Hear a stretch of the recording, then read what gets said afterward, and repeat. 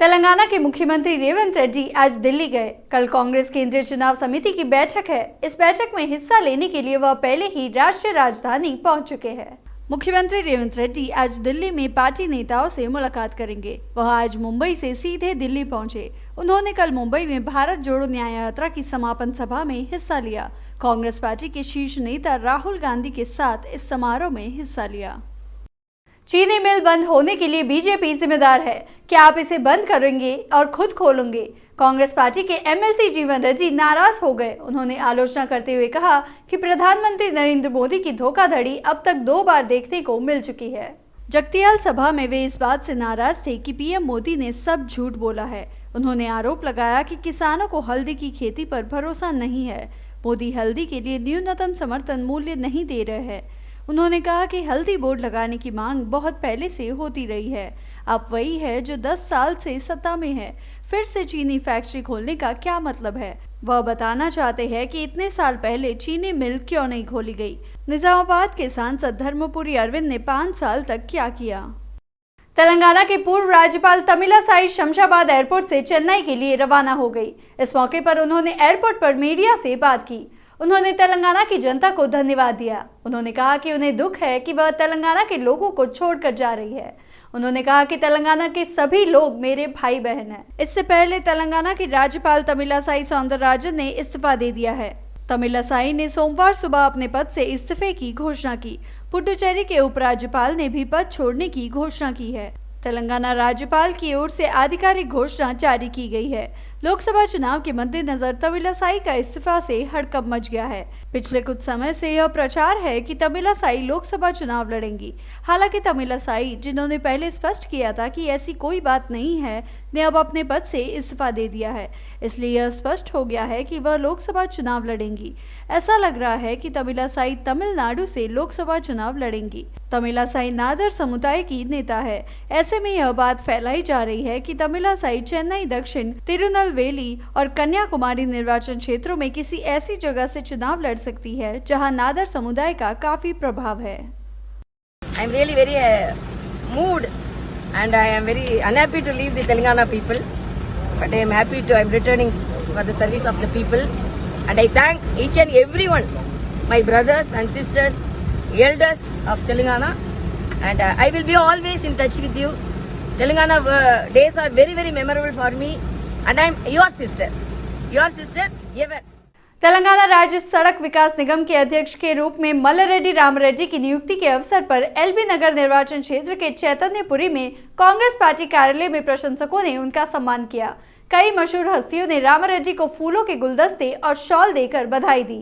रामरेड्डी ने तेलंगाना राज्य सड़क विकास निगम के अध्यक्ष की जिम्मेदारियां सौंपने के लिए मुख्यमंत्री रेवंत रेड्डी को धन्यवाद दिया। उन्होंने कहा कि वह राज्य के विकास के लिए राज्य सड़क एवं भवन मंत्री कोमटिरेड्डी वेंकट रेड्डी के साथ मिलकर काम करेंगे। उन्होंने कहा कि वह हर उस कार्यकर्ता के लिए उपलब्ध रहेंगे जो किसी भी समस्या के लिए उनसे संपर्क कर सकते हैं। इस कार्यक्रम में विभिन्न विधानसभा क्षेत्रों के प्रमुख नेता, नेत्री, महिला नेता और कार्यकर्ता शामिल हुए। विधायक राम मोहन रेड्डी ने कहा कि पार्टी दल बदल पर बीआरएस का रवैया ऐसा है जैसे वेदों में शैतानों ने काम किया हो। क्या ये केसीआर नहीं है जिन्होंने 10 साल तक अलग अलग दल बदल को बढ़ावा दिया? राम मोहन रेड्डी ने सवाल किया कि क्या कांग्रेस, टीडीपी, बीएसपी आखिरकार सीपीआई विधायकों को लुभाकर आपकी पार्टी में शामिल नहीं कर सकती? क्या आप वही नहीं है जिसने तेलंगाना के पुनः निर्माण के नाम पर विधायकों की भर्ती की थी? आरोप है कि बीआरएस ने 10 साल में कुल 39 विपक्षी विधायकों को दूसरी पार्टी से भर्ती किया है। बोडुबल में जैगुआर सैनिटरी उत्पादों का एक और नया शोरूम खुल गया है जो उच्च गुणवत्ता और आधुनिक सुविधाओं का मिश्रण बन रहा है। जैगुआर उत्पादों का विपणन करने वाले सूर्या इंटरनेशनल के एमडी डॉक्टर पेंडियाला हरिनाथ बाबू मुख्य अतिथि थे और उन्होंने प्रेस मार्केटिंग कंपनी द्वारा स्थापित जेडीएस कक्ष का उद्घाटन किया।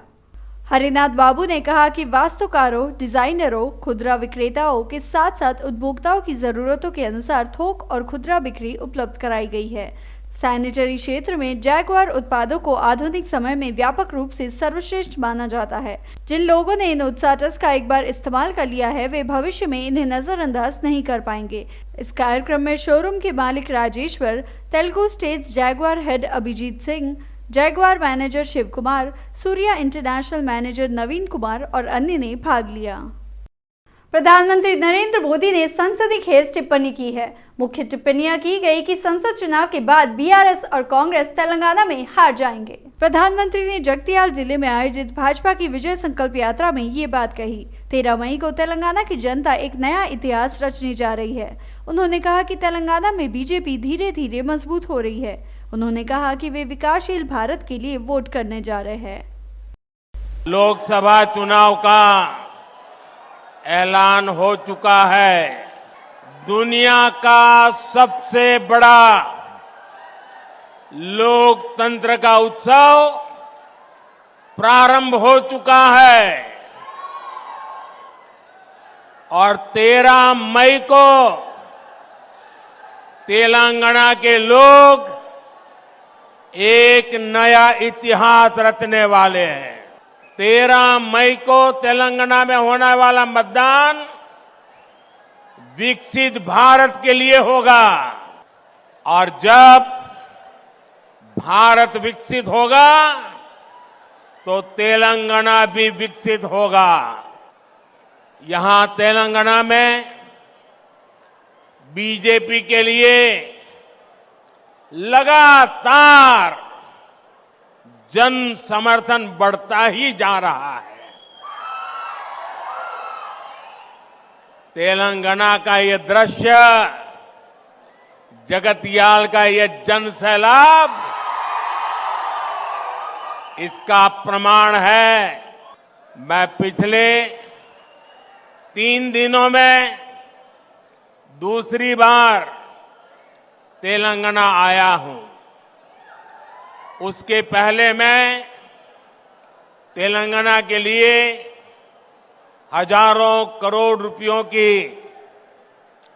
विकास परियोजना की सौगात लेकर भी आपकी सेवा में हाजिर हुआ था। इसी महीने मैंने आदिलाबाद से पूरे देश और तेलंगाना के लिए 56,000 करोड़ रुपए के विकास कार्यों का लोकार्पण शिलान्यास किया था। संगारेड्डी में भी हाईवेज, रेलवेज और एयरवेज इंफ्रास्ट्रक्चर से जुड़ी हजारों करोड़ की।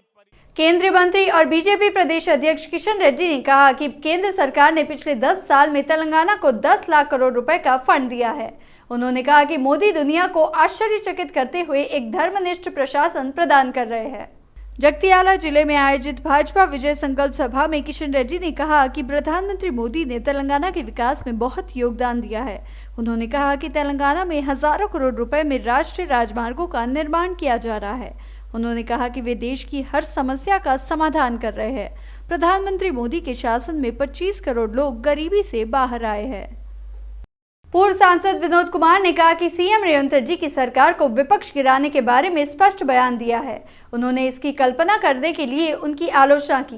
विनोद कुमार ने याद दिलाया कि वही रेवंत रेड्डी पहले भी कई बार कह चुके हैं कि जो लोग एक पार्टी से जीते हैं उन्हें दूसरे पार्टी में शामिल नहीं होना चाहिए। जिन्होंने ऐसा किया उन्हें फांसी दी जानी चाहिए। आप लगभग ठीक है, 5 वर्ष तक प्रशासन करें। आपको बस यही सुनिश्चित करना है कि आपकी पार्टी से लोग न जाए। विनोद कुमार ने हाल ही में प्रतिमा मल्टीप्लेक्स में पैसे पाए जाने की घटना पर प्रतिक्रिया दी। उन्होंने साफ कर दिया कि वहां मिले पैसे का हिसाब वे देंगे। क्या वे सिर्फ इसलिए उन पर बेबुनियाद आरोप लगाते हैं क्योंकि वे उनके रिश्तेदार हैं? उन्होंने उसे पदच्युत कर दिया है। दल बदलना तो आम बात है। बीआरएस नेता पटोला कार्तिक रेड्डी ने कहा कि 90% ऐसे ही नेता है। इनमें धोखाधड़ी, पाखंडी और पीठ पे छोरा भोगने वाले के बारे में बात करना चाहिए। कार्तिक रेड्डी ने कहा कि बीआरएस से सांसद चुने गए रंजीत रेड्डी को 5 साल से भी कम समय पहले कोई नहीं जानता था। केसीआर ने उन्हें बुलाया और उन्हें चेवेल्ला सीट दिया। उन्होंने उन्हें अपने कंधों पर उठाया और सांसद के रूप में जीत हासिल की। कांग्रेस ने चेवेल्ला सीट रंजीत रेड्डी को 100 करोड़ में बेच दी है। ये बात कांग्रेस कार्यकर्ता कह रहे हैं। रंजीत रेड्डी ने याद रखने का सुझाव दिया कि पैसे से टिकट नेता और कार्यकर्ता खरीदे जा सकते हैं, लेकिन मतदाता और लोग नहीं खरीदे जा सकते। नगर सेवक कल्लिम नवजीवन रेड्डी ने संभाग में नवनिर्मित सीसी सड़कों का निरीक्षण किया। साथ ही कॉलोनी की शेष समस्याओं के बारे में जानकारी ली। इस मौके पर कॉलोनी वासियों ने कॉलोनी में बची हुई सड़क में भी अंडरग्राउंड ड्रेनेज और सीसी रोड बनाने का आग्रह किया। स्थानीय प्रभाग के नगर सेवक कल्लम नवाजीवन रेड्डी ने आज हयात नगर प्रभाग के साई सूर्या कॉलोनी में नवनिर्मित सीसी सड़कों का निरीक्षण किया और कॉलोनी की शेष समस्याओं के बारे में जानकारी ली। इस मौके पर कॉलोनी वासियों ने कॉलोनी में बची हुई सड़क में भी अंडरग्राउंड ड्रेनेज और सीसी रोड बनाने का आग्रह किया। निगम आयुक्त ने सकारात्मक जवाब दिया और अधिकारियों से बात कर कॉलोनी वासियों को सूचित किया कि वे इसे पूरा करने के लिए आवश्यक कदम उठाएंगे। कॉलोनी में अंडरग्राउंड ड्रेनेज और सीसी रोड का निर्माण जल्द से जल्द कराया जाएगा। इस कार्यक्रम में पार्टी के अध्यक्ष श्रीकांत रेड्डी, भाजपा नेता अखिल और कॉलोनी कल्याण सदस्य, कॉलोनी वासी और अन्य लोगों ने भाग लिया। जवाहर नगर निगम कार्यालय के सामने 28वीं डिवीजन कांग्रेस पार्षद निहारिका ने भूख हड़ताल शुरू कर दी। उन्होंने आरोप लगाया कि पिछले चुनाव में कांग्रेस के खिलाफ काम करने वालों को मेयर का पद दिया गया। शांति कोटेश गौड़ जैसे भ्रष्ट और अवैध लोगों को पद देने पर जताई आपत्ति। निहारिका ने गंभीर आरोप लगाते हुए कहा कि मेयर का पद पैसे से खरीदा गया है। उन्होंने इस बात पर रोष व्यक्त किया कि कांग्रेस उन लोगों को बढ़ावा दे रही है जो उद्यम और जमीन हड़पने में शामिल है। शांति कोटेश गौड़ को मेरठ जिले के जवाहर नगर निगम का नया मेयर चुना गया है। बाद में उन्होंने नगर निगम कार्यालय में शपथ ली और पद की जिम्मेदारियां संभाली। उन्होंने कहा कि वह 19 पार्षदों की ताकत के साथ मेयर के रूप में सफल हुई है। नवनिर्वाचित मेयर शांति ने कहा कि वह जवाहर नगर के विकास में अपना योगदान देंगी। उन्होंने कहा कि उनका उद्देश्य लोगों की सेवा करना है।